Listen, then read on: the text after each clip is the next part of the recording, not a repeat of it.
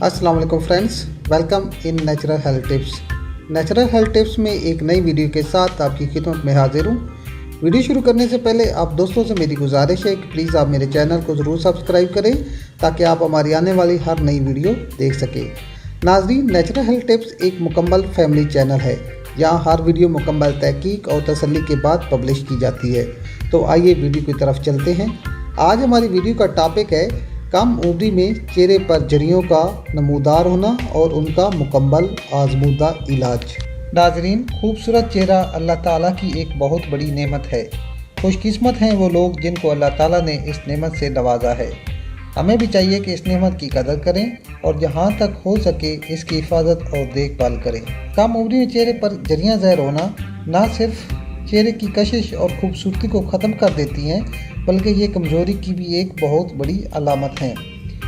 इलाज बताने से पहले मैं आपको चंद वजूहात बताना चाहूँगा जो झुर्रियों का सबब बनती हैं।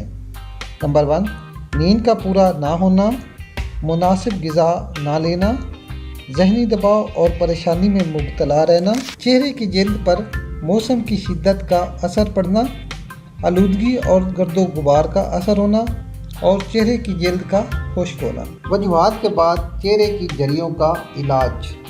चेहरे की झुर्रियों के इलाज के लिए आपने एक मास्क तैयार करना है। इस मास्क के लिए आपने 1 चम्मच चावल का आटा लेना है। इसमें आपने 1 अंडे की सफ़ेदी, 1.5 चम्मच ग्लिसरीन और 1.5 चम्मच शहद शामिल कर लेना है। इसको अच्छी तरह मिक्स करना है ताकि इसके अंदर कोई दाना या रोड़ी वगैरह ना रह जाए। जब ये अच्छी तरह मिक्स होगा तो ये एक गाढ़ा पेस्ट बन जाएगा। अब आपने इस पेस्ट को अपने चेहरे पर आधे घंटे के लिए लगाना है और उसके बाद इसको नीम गर्म पानी से धो लेना है। अगर तो आपके चेहरे पर झुर्रियाँ ज़्यादा हैं तो आप इसको दिन में 2 दफ़ा इस्तेमाल करें और अगर नॉर्मल हैं तो आप इसको दिन में सिर्फ 1 दफ़ा इस्तेमाल करें। इंशाअल्लाह ताला 3 दिन के बाद आपका चेहरा फ्रेश, तरोताज़ा और ग्लो करता हुआ नज़र आएगा।